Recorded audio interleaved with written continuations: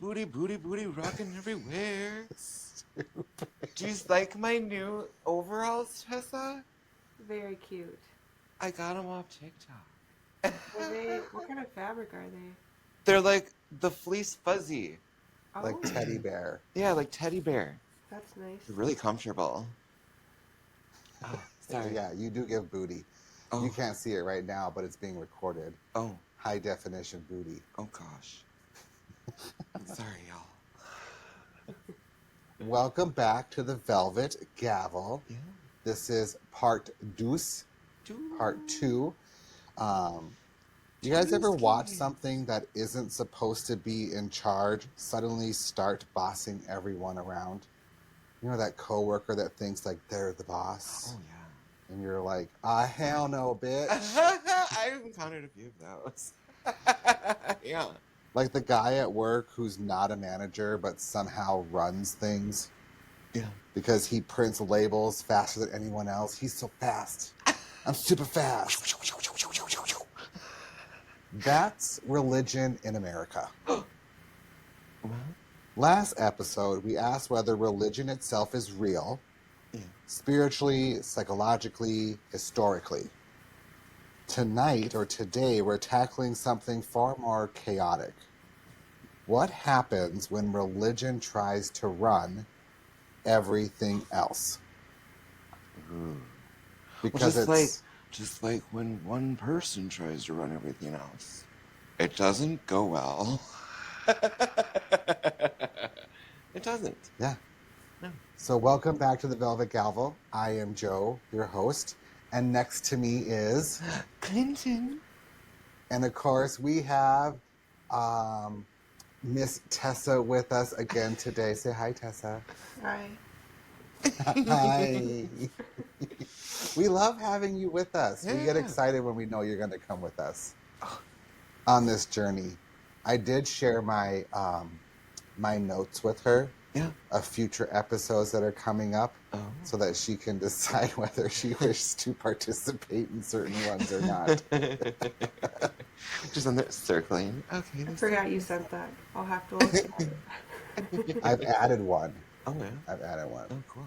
And some that are coming up down the pipeline, they are probably things that people don't want to talk about. Yeah. So, all right, back to this. So it's one thing to believe in God. It's another thing entirely when God gets written into the dress code, the school board agenda, and the laws determining what medical care you can have. Faith may be personal, but religion is the friend who says no pressure and then pressures you until pressure has pressured. So today I'm asking the question nobody with a campaign manager ever asks out loud. Does religion belong in schools, in politics, in public life? Or are we all just pretending this isn't a slow motion takeover? And before I start swinging any harder, we'll go to Tessa first. Tessa, when you hear religion showing up in a space that affects everyone, like schools, policies, and laws, does it calm you or set off your internal smoke alarm? I don't want to be the first one. Both, I guess. Because we wouldn't have what we have without the religious aspect. It plays such a big role in all of our decision making, I think, as like government level. But also it makes me uncomfortable because I don't have those same beliefs. Right.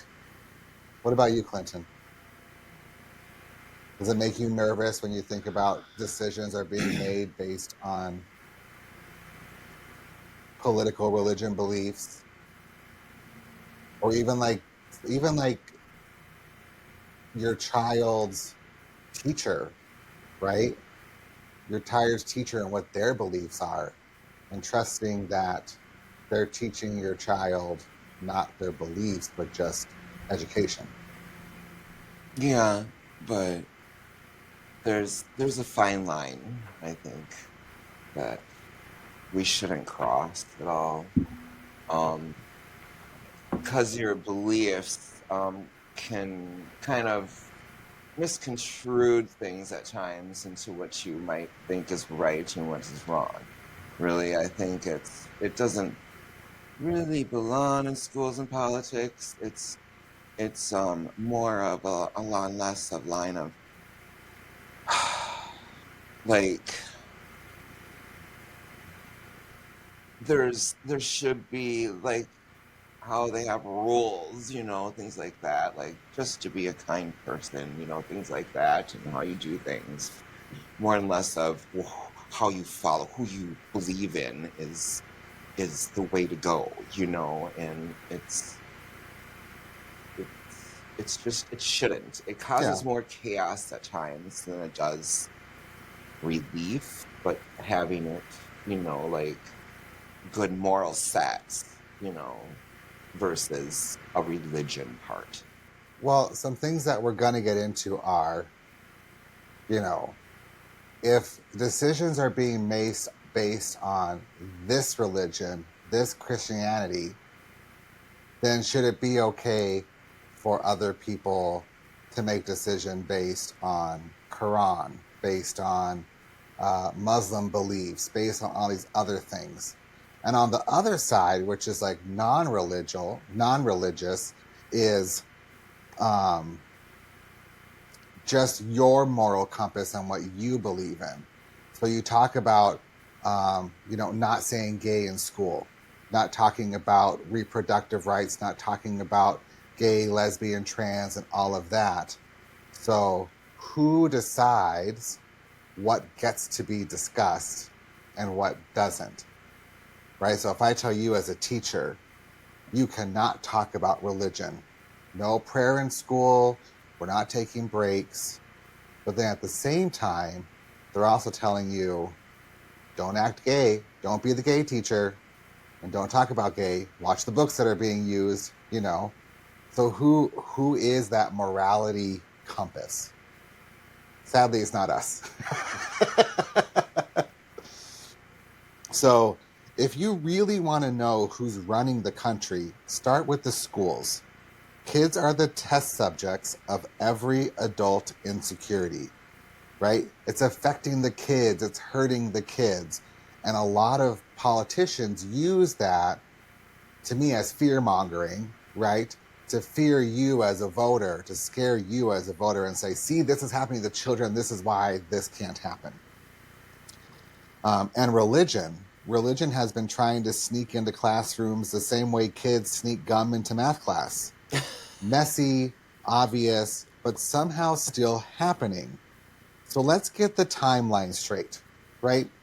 When was religion allowed in school? When was it pulled?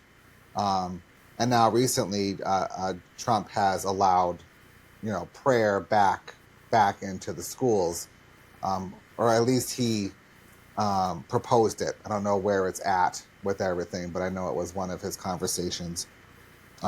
So in 1962, Engel versus Vital, Supreme Court says school-led prayer violates the First Amendment. Mm-hmm. So that was in 1962. Supreme Court says you can't have school-led prayer. Now that doesn't mean that the children can't pray. It just means that an adult figure cannot lead prayer, right? And America said, okay, but what if we do it anyway? So in 1963, Abington School District versus Shemp came back and said no mandatory Bible readings either. So the 1962 one didn't really say what happens if you don't or what can and can't you do. So in 1963, they said no mandatory Bible readings either. And America was, right, but hear me out. Because here's the thing, if something is banned in America, someone will turn it into a political hobby. So fast forward to 2022, just 3 years ago. Coach prayers on the 50-yard line, and suddenly the Supreme Court says personal prayer is fine. Even when it's done in front of the marching band, the concession stand, and 3 local news stations. And now we've hit the sequel montage. Texas, put the 10 Commandments in every classroom. Louisiana, let's require it. No biggie. Oklahoma, the Bible is now educational material. Florida, I have thoughts. Florida always has thoughts, but they don't. They don't say much. The argument is always the same. Kids need moral guidance. Sweet, love that for them. Then hire counselors. No scripture. Because here's the problem nobody wants to say out loud. The minute you put one religion into a public classroom, you automatically tell every kid who doesn't follow it that they don't belong. Yeah. A Muslim kid shouldn't feel like a visitor in their own school. A Jewish kid shouldn't feel like a side character. A Buddhist kid shouldn't have to pretend. And an atheist kid shouldn't have to explain themselves. Schools aren't churches, and teachers aren't prophets. So let me throw this at you. We'll go to you first, Clinton, since Tessa was like, why me first? Did your school experience religious? And what do you think kids today are absorbing when scripture shows up next to the cafeteria menu? So when you were in school, we're older. Yeah. Much older than Tessa. Yeah. Not much. She's getting there.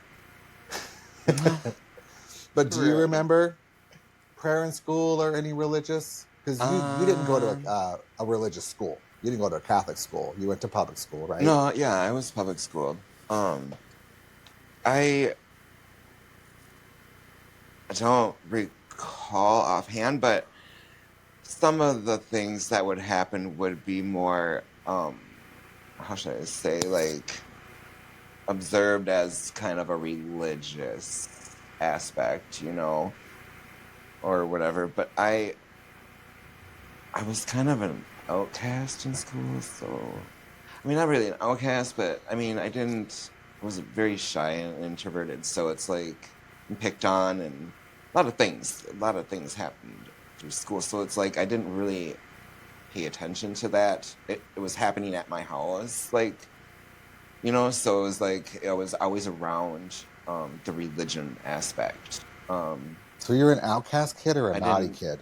A what? Were you an outcast kid or a naughty kid? Not really necessarily like, well, not outcast or naughty. It was just I didn't fit it. I didn't feel like I fit in anywhere. Yeah.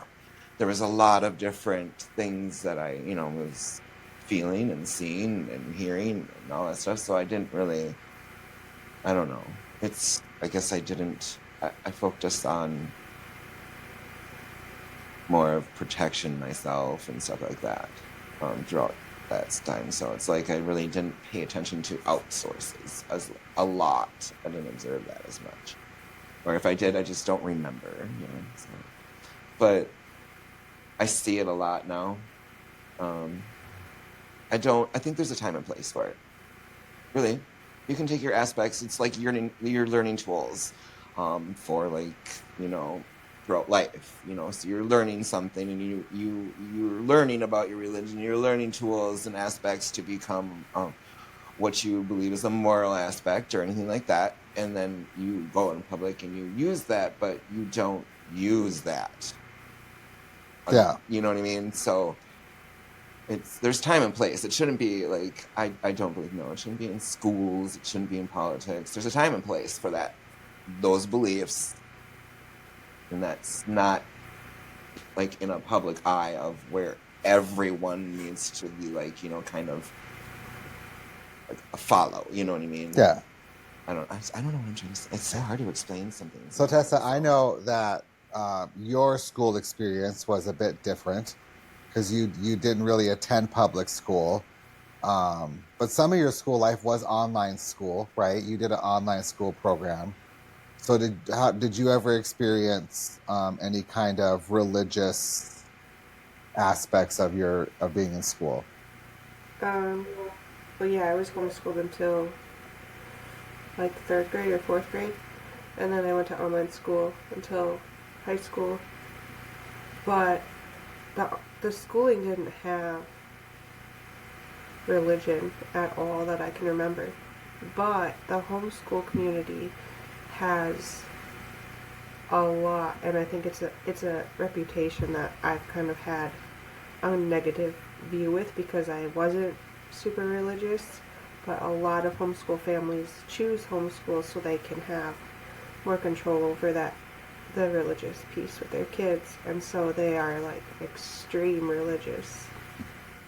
Well, especially in the homeschool curriculum, I remember there's a lot of homeschool curriculum that is literally created around religion or Christianity, really. Yep. So a lot of like the educational teaching always have some form of religion in that when it comes. Because Tessa's right. A lot of kids that are homeschooled are from a very religious family because the parents want to have that religious freedom, and the only way they can do that is by, teaching the kids themselves. Sorry, I cut you off, Tessa. Oh no, yeah, that's fine. Um,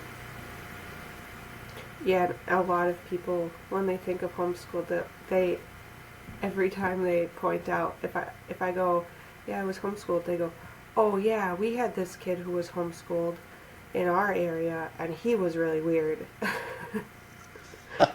And then I'm like, were they religious homeschooled? And they always say yes. We used to call people like that. Remember what we used to call them? Bible thumpers. Oh yeah. So Tessa, you are a mother of 3 kids, 2 currently in school, and then you have a little one that's coming up ready for school soon. Yeah. What are you, and your kids attend public school, right? Um, what are your views on what your children are taught in public schools? In regards to religion, I don't even think about it. Now, in regards to everything else in the entire education system, I hate it, but I don't have many options there. Yeah. But I think when it comes to religion, or anything they're learning aside from like the basic principles, I think I have more of a responsibility to teach them than the school does, and so I would hope that their home life would have more impact than the little bit they're getting in school. I think I I've watched you raise your kids. I've watched you be a mom, and I have no doubt that you impact your children more than school does.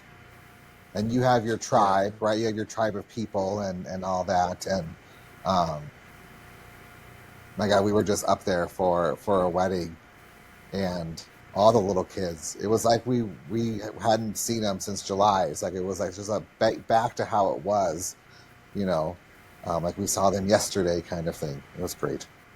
Ah, I missed them. I'm gonna cry. So, if we were to let Bible into curriculum, should every other holy text follow? What do you think, Tessa? Because usually when you think about religion in schools, it's always Christianity, right? Mm-hmm. And listen, if you're going to comment on the way I say Christianity, not you two, but in the comments of the podcast, I'm well aware I can't say the word.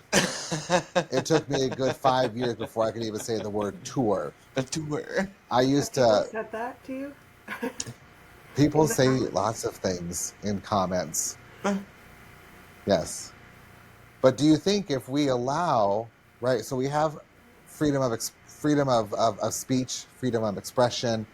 Um, so if we allow the Holy Bible Christianity into schools, then should every other holy text be allowed to as well? Well, they should, but that wouldn't happen. Yeah, and that's it's weird because like you were saying or whatever, it's like we see all these other countries that have a certain religion and they pretty much most of them will follow it, and it's like we see ours. Well, what is like our country religion? Like, you know what I mean? Like, you know, you see other countries that have certain religions and stuff, and that's what the whole country pretty much. Well, don't quote me But because like, I'm not into history. But I yeah, think if you look at the way the Americas was formed. Now, I'm not talking about pre, Native American owning this land. I'm not tapping into that.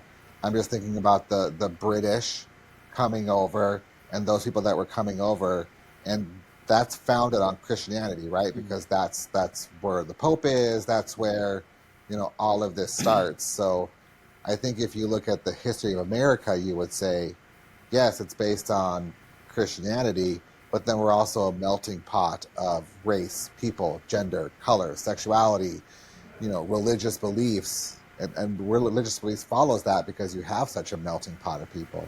Mm-hmm. So, but I think it would make people uncomfortable, right? If schools, for one, if schools tried to do it for every religion, they wouldn't teach anything, right? There's some religions have prayer time. Yeah. It's like every day at noon you have to stop and do your prayers, So I think that's an uncomfortable thing. I'm also one that's like all or none, right? If you're not going to do all, Then don't do any. because if you're going to talk about affecting children, right, a lot of political decisions are based on fear-mongering of the children or fear-mongering the parents because of the children.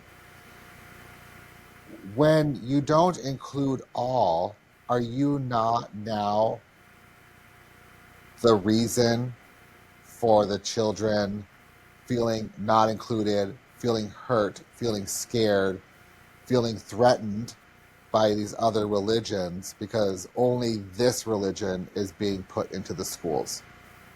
So now, based on your political decision to allow religion in school, but just this religion, you are now hurting and affecting the children. You're literally doing what you're calling out other people for doing. Yeah. That's a whole topic for me too. You know how I feel about that. I'm not. Well, we're a very multicultural. Well, I have my land, I have my country. Beliefs in things, but and I never view myself as an extremist in things, because when I look at extremists, I think of a lot of hate, misinformation, confusion, erratic behavior.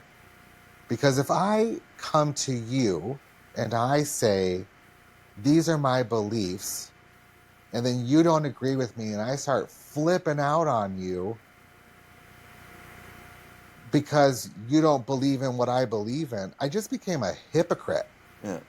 Because I expect you to believe in what I believe in, but I'm not expected, or respect. I'll say I expect you to respect my beliefs, my morality, all of this. And I think where extremists have it wrong is that they believe that they don't have to respect the other side.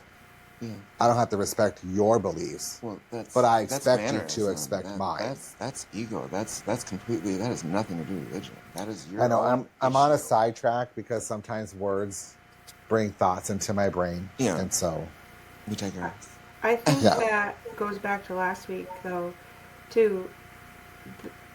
I don't think anyone's doing it with ill intention. I think they're doing it because they think that would be the best route for children, and they want to save children, and that's the way to do it. They think that they're doing good. Well, then there's the other part of what I think is like, isn't this supposed to be the land of the free? The land of you to be able to be you, beliefs and everything like that, and not have to feel the judgment from what they were experiencing from the past.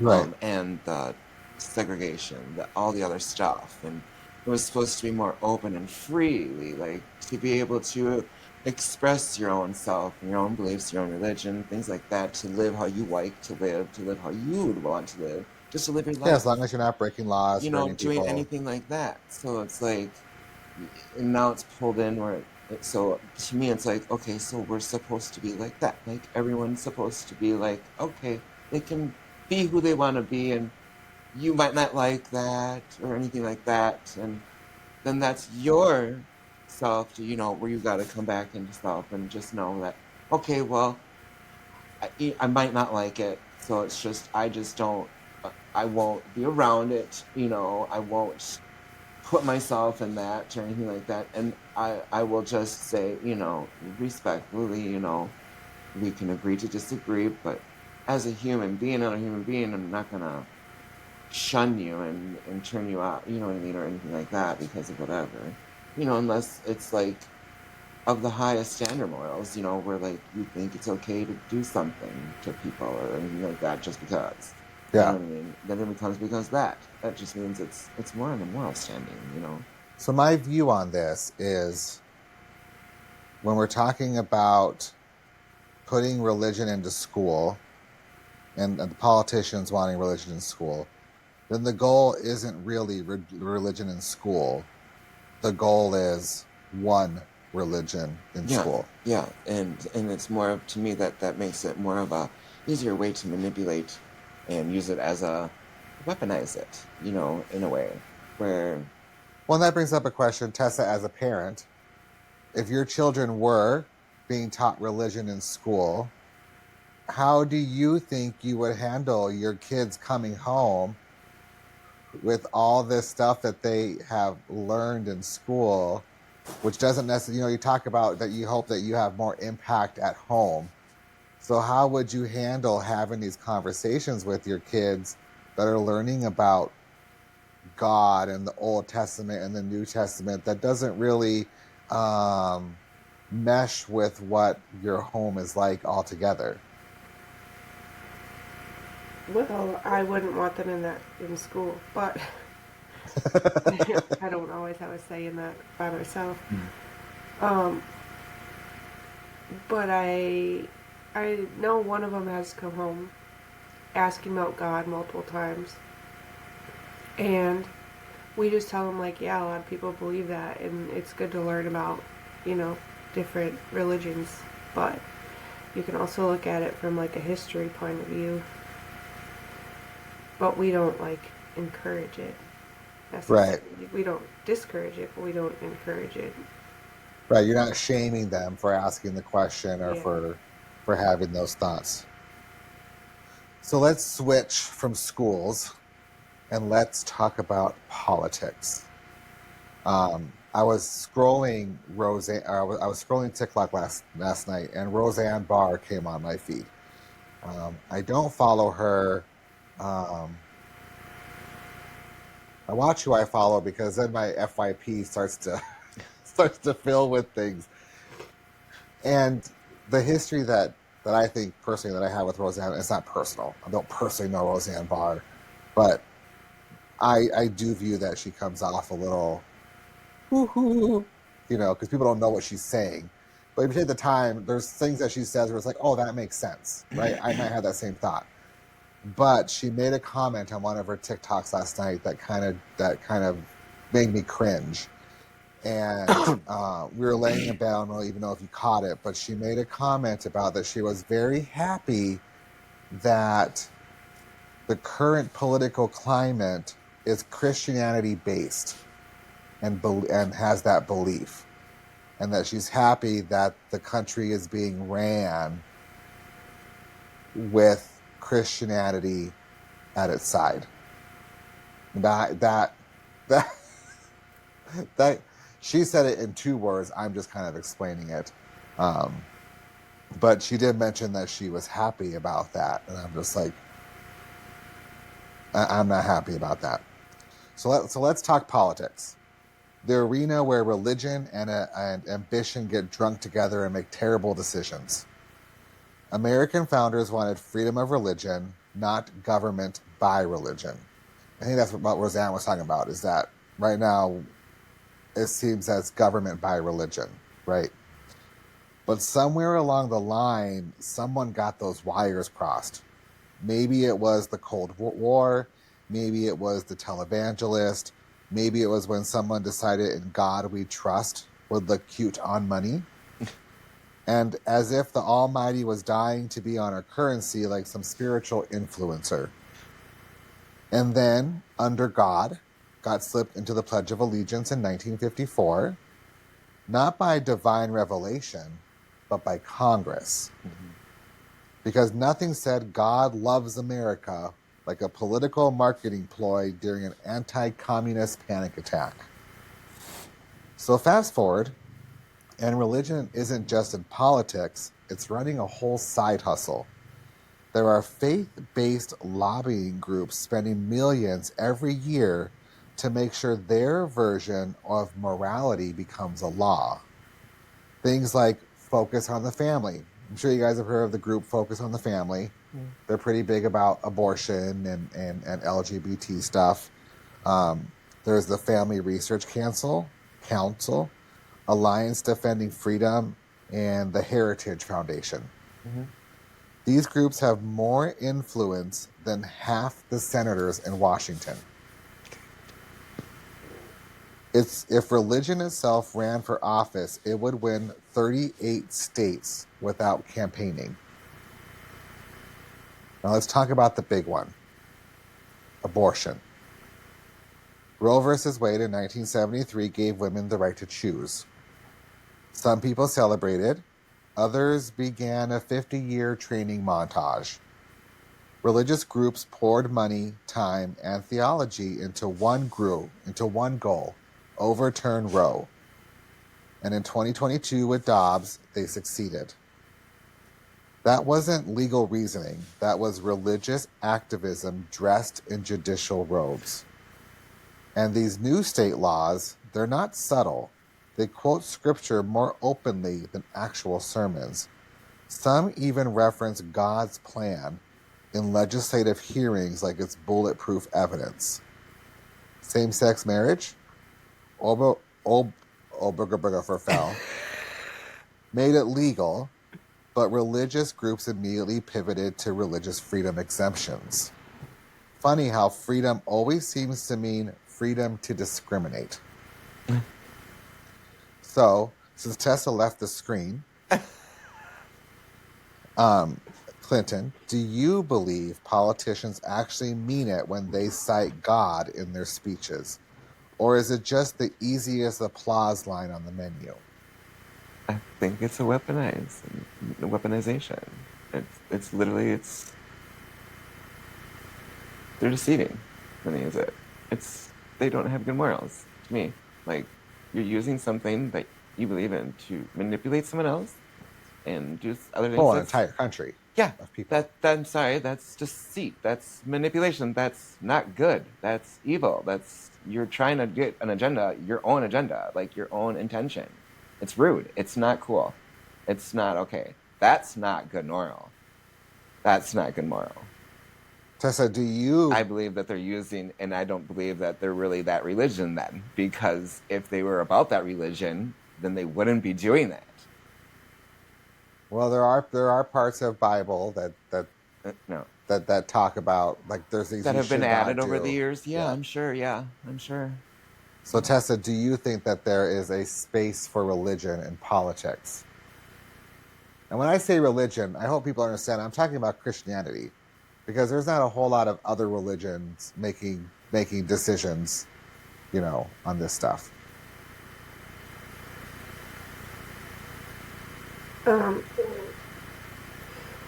Yes and no. Yeah. Because I think Yes it and guides no, yeah. people's moral compass so much. It does. So if they're doing it and they don't, if you're doing it and you're, say, preaching about religion, then no, that's, like Clinton said, they're just using that for more votes. But if they have those beliefs and they're using them for good and they're coming at it from a good position and not trying to change anyone's mind, then yeah, I think it can guide people's moral compass, but they don't need to preach about it. So, should it be in religion or should it be in government? No, but it is, and I kind of think that what you were saying, Clinton, is across the board, like, it's all just kind of a show. Yeah. So, who knows what they actually believe? They're just saying what they want to say to get the votes. Exactly. And so it's like you gotta really use discernment when you hear things nowadays. And he's been a wild muffin. I don't know, man. Our cat. Can you see the cat butthole on the screen? There's a cat butthole above Clinton's head, and I know we're a little bit chopped off. Like Clinton's chopped off, probably for you too, Tessa. But it's recording in the right format. It just doesn't fit on the screen.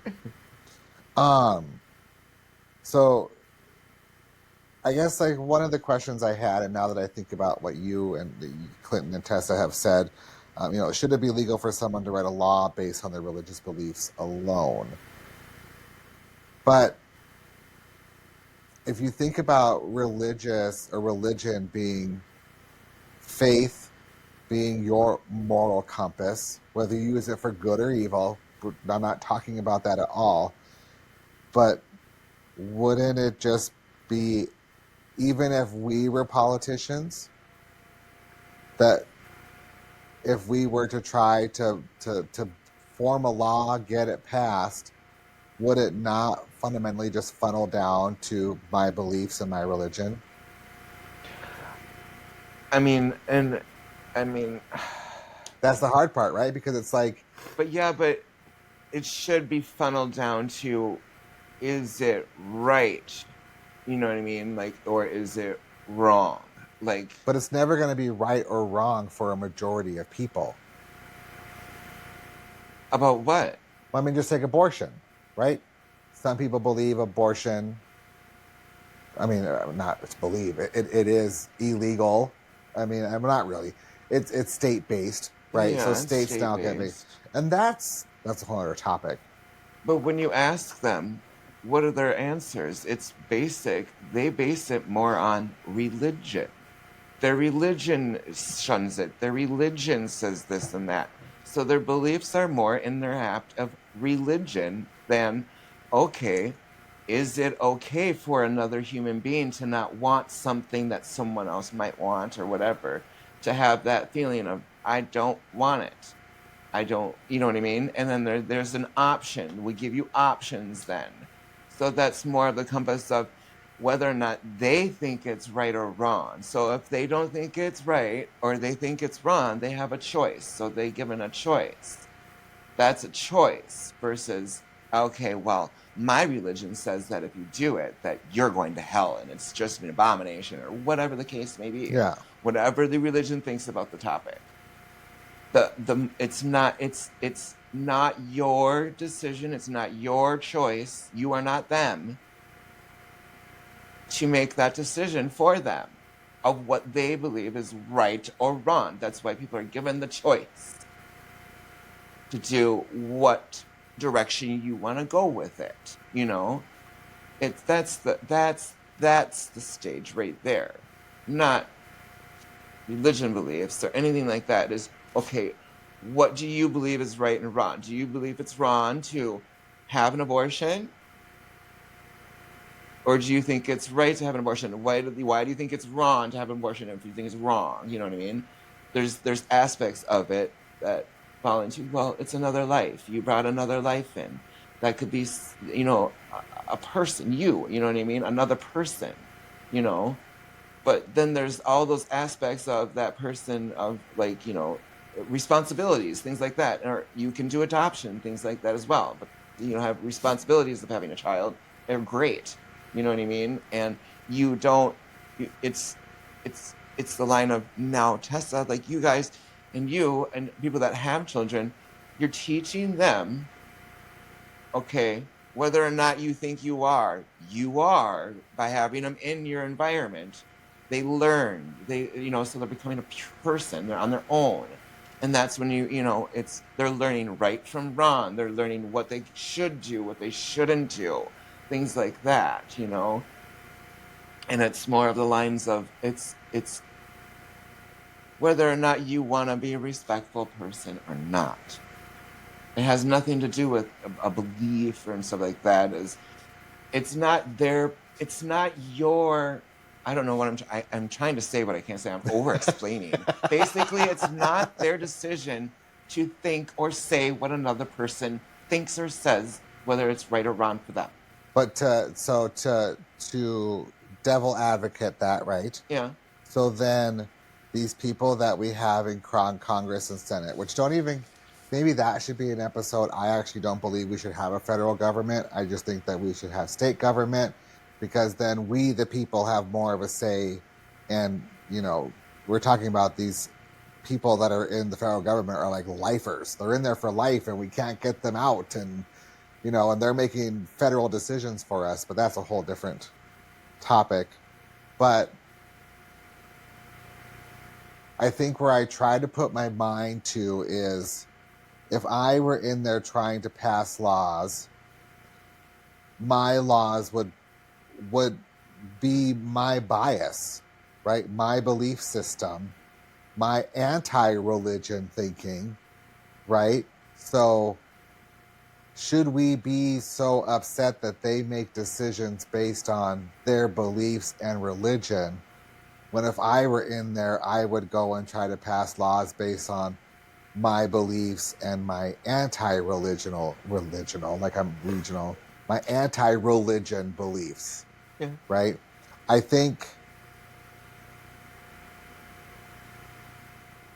there needs to be a step back, because I do think some of these things are pretty extreme that are being made, and I do think that there should be a separation of church and state, and I think that politicians should, when they're talking and making speeches and stuff like that, like they shouldn't talk about that stuff, right? They shouldn't talk about my God, my this, my Bible.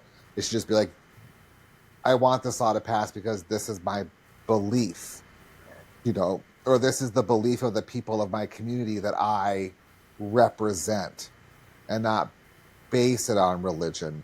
I think that's where I have a hard time separating, is belief and religion, right? Do I think laws should be passed based on strictly religion? When I think about that question, it's like, well, do I believe that laws should be passed based on the Bible then, right?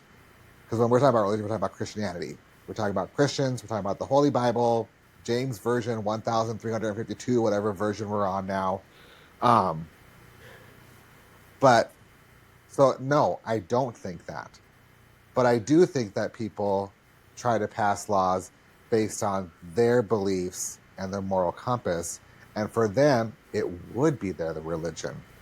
For me, it would be my anti-religion.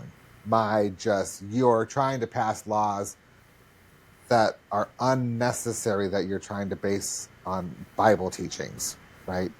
Tess, do you have any thoughts on that? Yeah, well, I think you can't prevent the bills that are coming out from being biased because one person is presenting them, but that's where you need diversity in your House and your Senate for them to pass it, and then that would eliminate some of the bias.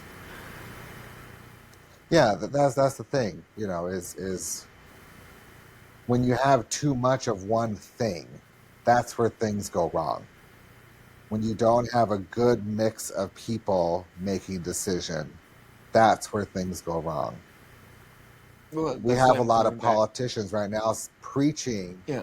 Christianity based on all their decisions, and there's just so many of them in office right now that there's no counterbalance. It's just this, you know. Yeah. I cut you off. I'm sorry. No, it's okay. So when we talk about decisions being based on religion, this is where things get spicy, because if you look at other countries where they make decisions based on religion, then we start seeing certain things, right? So there are countries where religion is the government. And spoiler alert, they're not vacation destinations. So women jailed for hair, people executed for leaving their faith, books banned, sexual minorities erased, dissent silenced, and culture flattened. So that's what happens when belief becomes law. The government stops protecting rights and starts protecting doctrine. So we're all aware of the countries that fully run based on their religion. And before anyone in America gets smug, we're acting like we're immune. And we're not absolutely immune. When politicians declare the U.S. as a Christian nation, when public funds flow to religious schools, when chaplains replace school counselors, when Supreme Court opinions quote religious concepts instead of constitutional text, that's not patriotism, that's theocracy with good branding. So let me toss it into your corner. I cut you off last time, so what do you think are the earliest warning signs that a democracy is bending towards religious rule? So and I think you've talked about this with me. So, and do you think there's any signs there? Do you think there are signs that they are trying to put us into a religious rule in America?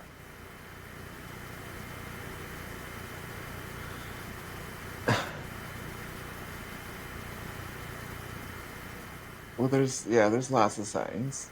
I mean, there can be. Yeah. I just at the time I can't. Well, it's like you said, like you're hearing more and more of like the politicians using Christianity and all that, and that's where I go back to from the beginning. Is we aren't supposed to be. That's supposed to be separate in politics. Well, that's how this country was founded, right? We wanted land to be free. We wanted to be free from the religious part and controlling the aspect of your normal life, your everyday life, and having to follow those rules and hating and all that stuff. We didn't want that. They were hating. There was so much fight and hate because of religion. That's why people really go away. They want to get away from it, and that's religious persecution. Yeah, and we didn't want that. That's what this land was supposed to be free from all that. And now it's becoming, becoming, like I said, it's more Christian based because of what they believed, the British believed, and they came over with a different concept of it, and they're trying to push that narrative when it really wasn't supposed to be that narrative at all. Maybe I should start using that word instead of Christianity. It was supposed to be where other people are supposed to come over, other cultures and other beliefs. We blend. Well, we have freedom of religion, freedom of expression. Exactly. We blend, and that's the problem we're having. There's a lot of different religious beliefs that we can't blend because one religion group hates another person just for being alive, existing. It's like you can't be that way. So it's like you can't bring that into a group. You can't. There's got to be structures and borderlines of how you are. That's not how it's run anymore. You can have that belief, but you can't act things out. You can't be that way. You can't use it to hurt others. Yes. You can't weaponize it. That's the thing, that's where it's got to stop, is weaponizing it. You can believe in, some people shouldn't exist because of what they do or how they do sexually or how they, anything. You know what I mean? There's a lot of religions out there that don't like a lot of things and think it's an abomination or think it's bad. And we did a whole episode on Scientology where they believe in an alien. Yeah, and so... But they're actually hurting people. Scientology is hurting people. Yeah. There's a lot of religions out there that are hurting people. A lot. Tessa, what's your thoughts on that? What do you think are some early warning signs that a democracy like ours is bending towards religious rule? I think we're already past that. Which is ironic because, especially based on recent news, how unholy our politicians actually are. And There's a whole thing I remember where you and I were talking about it, Clinton, and it was the ones that fight so hard against gay rights are the ones that later come out and realize they had a call boy or something along those lines. They were doing something, you Yeah. know. So, do you think a judge's religion can ever stay truly separate from their rulings? Sometimes like actual judges, Supreme Court judges, lawmaking, the judges in court, or is it wishful thinking? Because here's my thought. I'll tap into this a little bit. Maybe I can help string this along a little bit. When I think about a judge, I think about they have their own Bible. They have the laws of America. And that should be the Bible that you go by to make your judgments. Nothing else. Your religious beliefs, your Christian beliefs, whatever beliefs you have, never ever should a judge's rule be a personal rule or a personal judgment. They shouldn't, no. But in all aspects, you're gonna have it because of it's humanity. You're gonna you're gonna look for things. You're gonna look out, and you're gonna see things to validate your own thoughts about things and how you see it and how it is. You're gonna look outwards for validation of what you think and stuff like that. So it's like I do believe that whatever their belief is, it's gonna fall in line of how they're going to put into action. Well, They say they might not, well, I think but we just it's saw not. that. It's a natural thing. So it's not. They're not trying to, or in a way, but they're trying to do the right thing. But sometimes it will, and it does usually leak into it. So it's more of the aspect of, you're trusting in them. So in order for those judges to get to that point, their morals, their standards, and they're very publicized about it, but you can really see, how they act and how they do and stuff like that. Like you'll see biased things come in or anything like that. You can see that, but more of the times it's like they have a higher standard, and in order to be in that position, you gotta maintain that position by being what you have to be. Yeah. You can't use that bias of you bring in that your religion or bring in your biased own thoughts about what you've experienced or have seen and heard and things like that. That's a really hard thing to do. Separate. To separate, because you're gonna have an emotion come in, and then that's well, and I think also Supreme Court. Like, I think there's a difference, right? So, Tessa, do you have thoughts on this before I switch it up? No, I think Clinton covered it. Yeah, I think there's two different thoughts on it. I think when you're thinking about judges that are your basic judges, right, for crime and things like that, but I do think Supreme Court people are being asked because they have their decisions change laws. Whereas if you go to your courthouse, those don't change laws. That's just right. You stole a car. Right.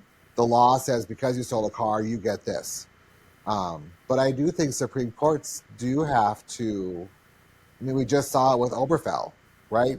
Kim Davis asked the Supreme Court.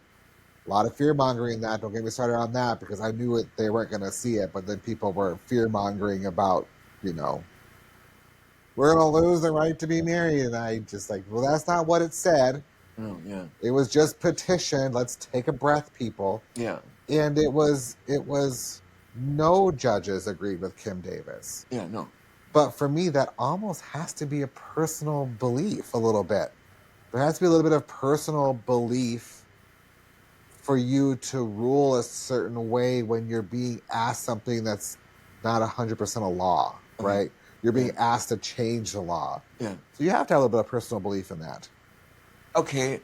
First, yeah, I mean, and I'm sure they do, but it comes down to the aspect of what is it hurting anybody by having same-sex marriage? Well, I think that's what people have to do. None. I know they do for None. a It lot of doesn't hurt. things. It does not hurt you. It hurts your belief. So it's hurting your ego. It's hurting your own inner self. So that is you, not you can't. That's it right there. But how do you come to that decision of how you feel about a certain class type of people? Because I'll tell you, I can struggle sometimes, and this is going to be a far left, not like far left, right in politics, just outfield. I feel like what people see in social media, what people see in news, can change their thought or their belief on a specific type of group of people or person. And what are you seeing out there?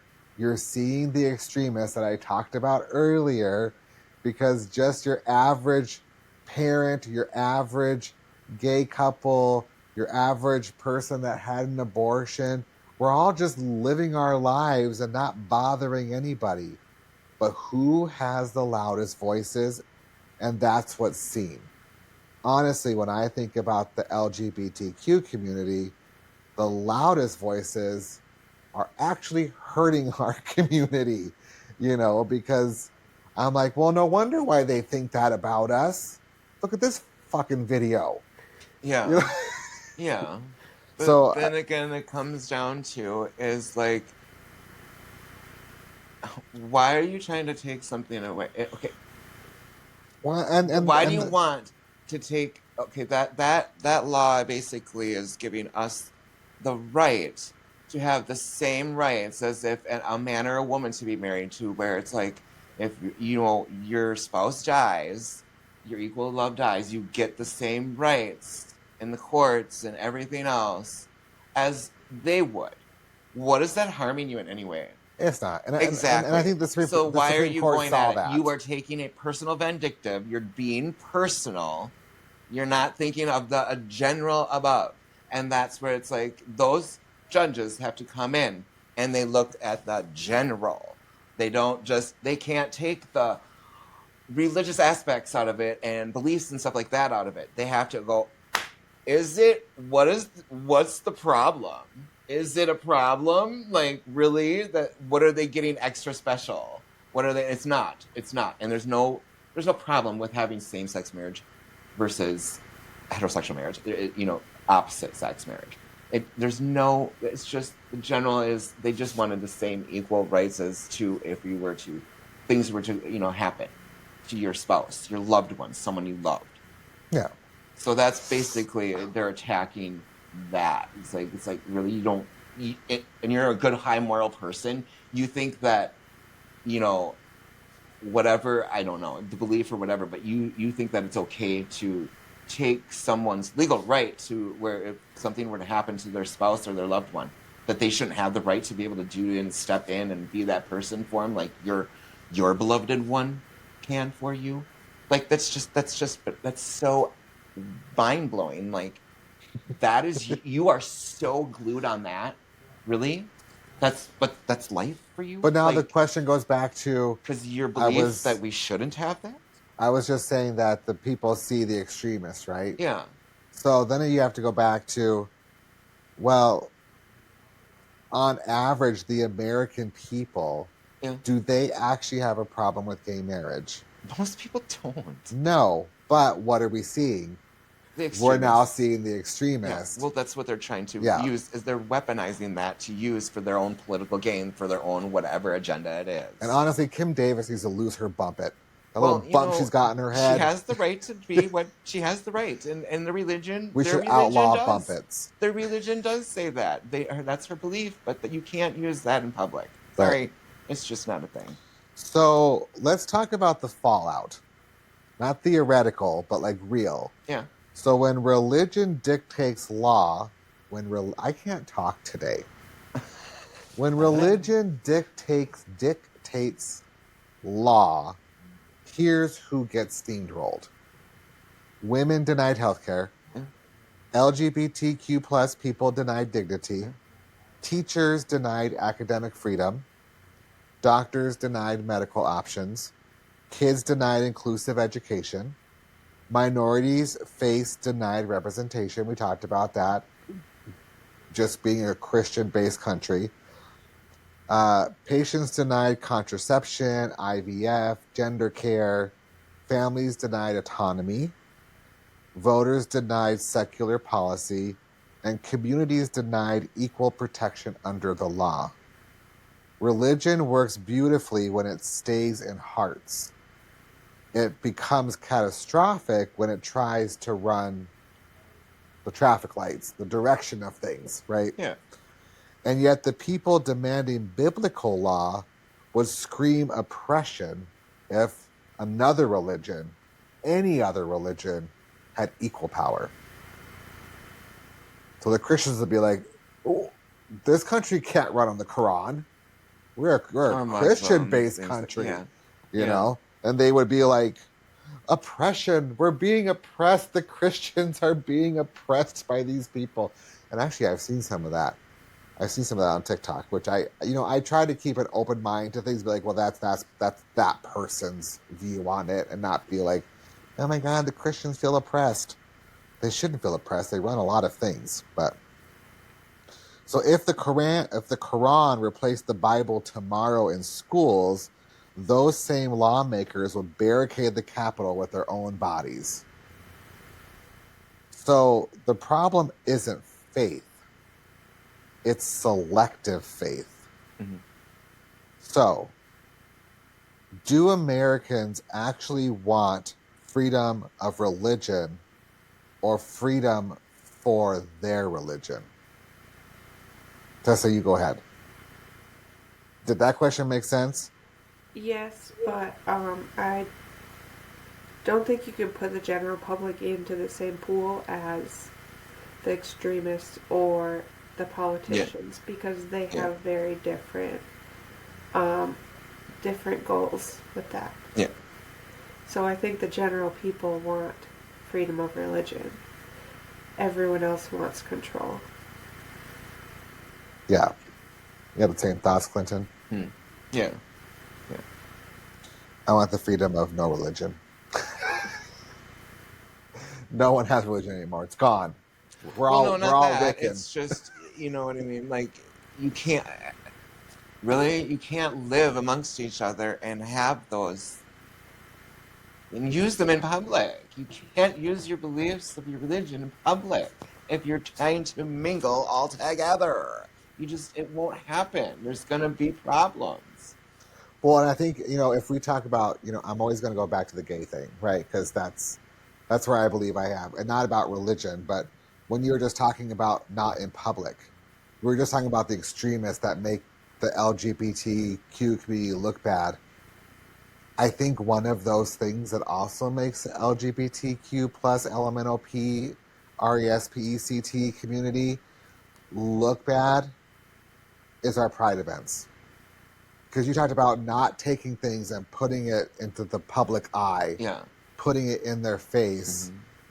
And pride's very much like, check out our sexuality. We're going to be half naked down the street and we're going to be promiscuous. But we want families and kids at these events.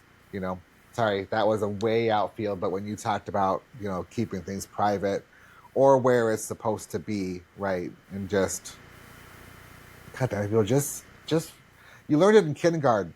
Keep your hands, feet, and other objects to yourself. And treat others as you want to be treated. Like, if we're going to talk about school, those were the core values of kindergarten. Yeah. Don't wipe your boogers on your peer. Well, and you have to consider the times, too. Because, religion, marriage was for religion. Like, that's why it was created. So then, now they added the legal aspect to marriage, where now you want to get married for the legal protection, but what about the people that want to get married because it's a religious act? You have to kind of think about how times have changed, and a lot of people aren't very flexible with that. Yeah, I get that, Tessa. Yeah, but that's the thing is they're seeing it as they're using their religious belief again to ostracize something that we just want for legal standards, you know, and it shouldn't matter whether or not you're a man or a woman, or a man or a woman or Christian, Muslim, what religion or anything like that. Jewish. It's just the aspect, and like you said, it's going to take time for them to realize that and grow with the time. That they think it's an attack, you know, basically on their religion, and it's not in any way. It's just in this United States, we base and a lot of places too, but it's legality. It's laws and what's been written and stuff. Because we're a democracy. Exactly. So it's that aspect, and we're not a democracy republic. I don't know why democracy is a thing. Well, because we talked about earlier about countries actually being based on, like, ran by their religion. Yeah. We technically don't have that because we are a democracy. Yeah. I put that in quotations a little bit, but there are countries that run fully on what their scripture says. Yeah, exactly. Yeah. So, and then you have people that flee to America because they're afraid for their life because of that stuff. Mm-hmm. So it's like, well, then why are we trying to turn this into the same place? I think it depends on who you have in power. Like Tessa said, when you have too much of one thing, then that's all you're hearing, seeing, feeling, and laws that are being done. Yeah. And, you know, when Trump was just recently talking about getting rid of the filibuster, it sounded great to people because the government could be opened back up. The part that they forget is that when you remove a filibuster, it becomes majority rules. Yeah. So it wouldn't have mattered if they had to have had 70 votes to pass whatever law. It would just be, well, Republicans run the House, the Senate, and the presidency, so everything they do is going to go through. Yeah. I think even when you're a Republican, you don't even want that. No, yeah. You know? So when we're talking about removing these safety features that were put into place, if you, like Tessa said, have too many of one thing, then you're really taking this country into where we could be religious based if you have a lot of these people that are Christians and want to follow the Bible. You'd have a dictation. Yeah. So that filibuster thing was a scary thing. And then the thing is like, oh, well, the Democrats can be the next 4 years. Do you know how hard it is to take a law back away? It's harder to take it away than it is to create it. Mm-hmm. You know? Yeah. So I'm glad that didn't go through. Yeah. So, all right. So does religion belong in the systems that govern millions? Short answer. If your laws need divine authority to stand, they're probably not good laws. Yeah. Yeah. Religion can shape your heart. It cannot shape my rights. It should build compassion, not boundaries. A lot of stuff that you were talking about. Guide conscience, not governance. And heal people, not control them. Yeah. America is diverse, messy, complicated, but beautifully chaotic. And no single belief system, not even the biggest one, gets to dictate the term of everyone else's life. Because if God truly needed Congress to pass his wishes, he'd probably choose better spokespeople. Yeah. So here's the truth. Faith is personal. Law is public. And when you mix them, you don't get morality. You get control masquerading as virtue. So one final question before I let you guys go, because I have to pee. What would America look like if religion stepped all the way back from governance? And what would it take to get there? Meaning, what would America look like if religion was fully taken out of the picture altogether? What would that look like for you? Go ahead, Tessa. I don't think it's possible. Right, but in a perfect world. I mean, it would be great if you just went off of, what's right, what's wrong, is it hurting anyone? But even that's so iffy with people. I don't know. Clinton, I know that you have always talked, and maybe this will fit in here, is that your view is that federal governments should not be making laws. All laws should be voted by the people. Well, it should be that way anyway. Right, but that kind of goes along with this. Like, would that allow for religion to fully step back? Because now you're saying any federal law must be voted on by the people, not these representatives that have life terms, and not life terms, but they're, they have to, 7 years, 10 years. Do you think that would help?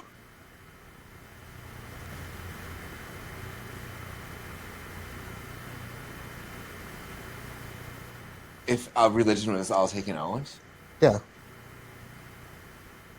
Do you think that would ever happen? No, I don't think it would ever happen, no. But, I mean, like Tessa said, it's what's right and what's wrong. Is it good for people or is it bad for people? That's the lines. Like, I don't know.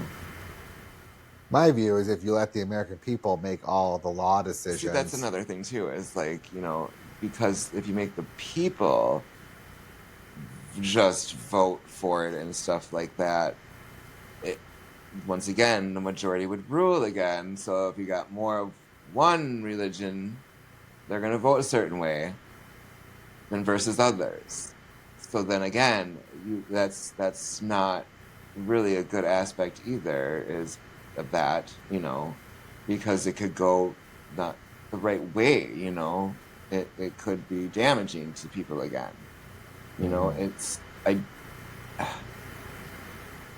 There's got to be some sort of way, and there is, I'm sure, that it's just, you don't, if it's harming people, like literally harming people, like, then that's where the aspect is, where it comes in. That's where they should play it. If it's, physically harming,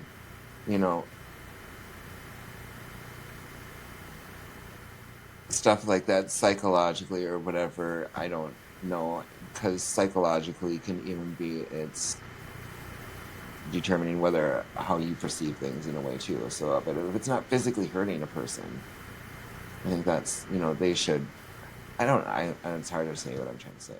No, I get what you're saying. Yeah. You're saying it. It's just, we need to have that boundary, that line or some sort of line where it has nothing to do with anything but whether it's right or wrong. I think where I get... And is it going to hurt people physically? Because mentally, that's your own ego. That's something you need to learn to be okay with, not anyone else and stuff like that.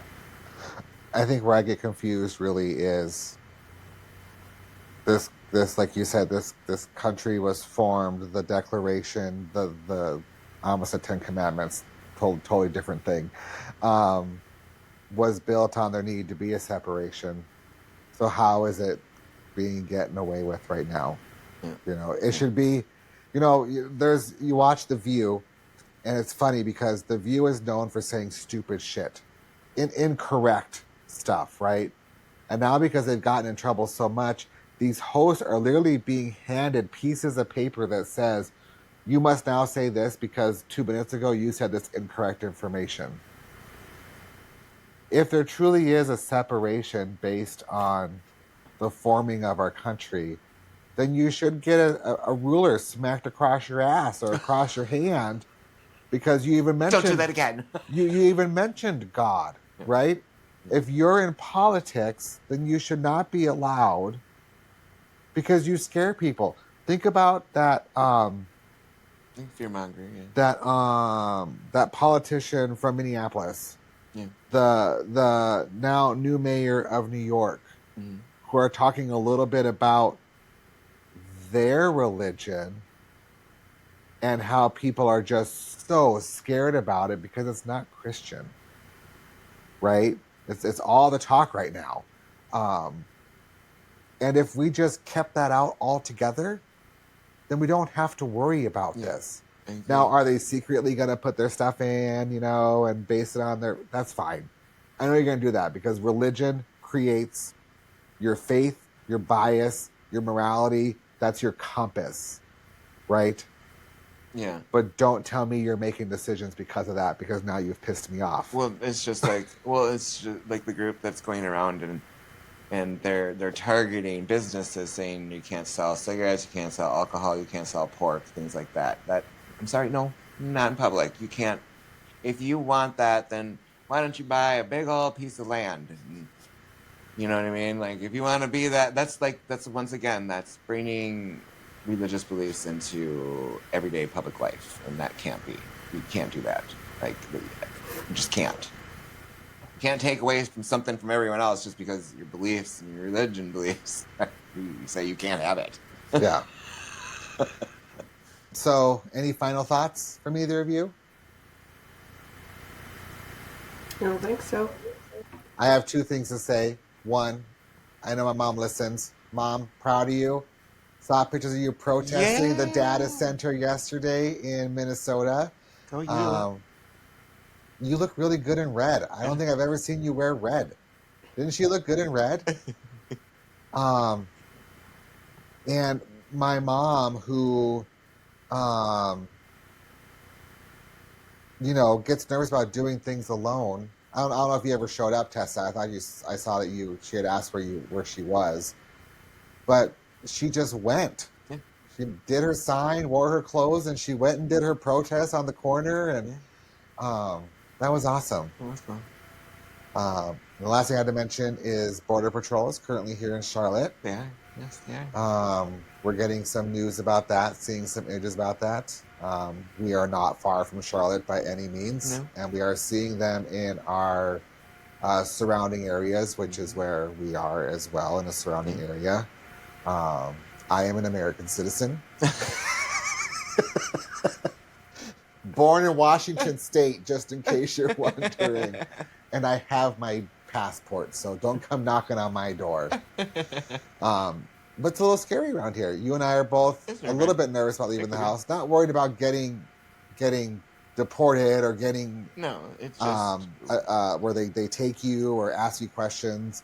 Because it's not just that, but it's the other extreme side, the protests that are happening, right in our backyard too. And I just don't want to be wrong place, wrong time kind of situation. That's when you just become a homebody for a while.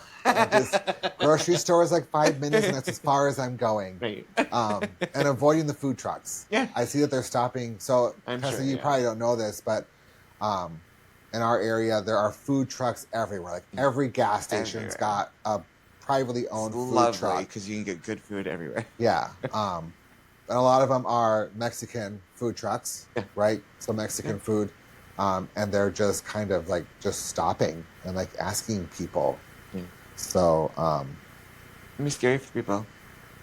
I think so just be observant and watch your surroundings and just be safe. A lot of this stuff is happening probably about 15, 20 minutes from our current location.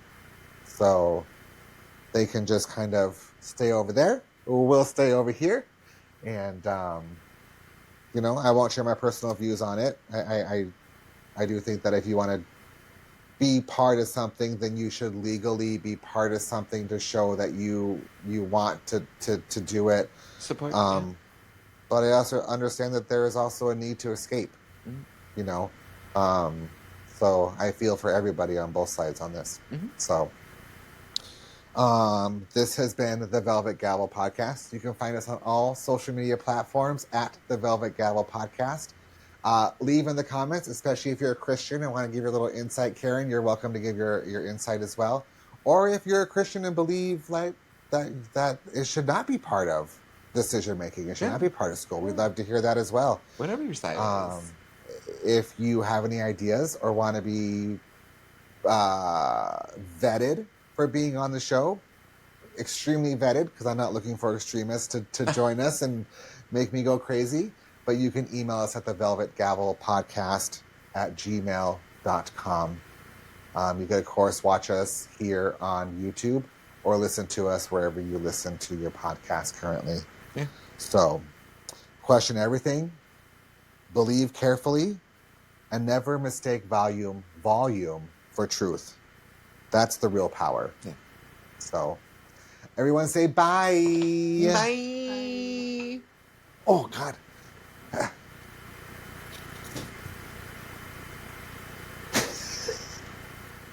How do I stop this? Hold on. Don't leave yet, Tessa.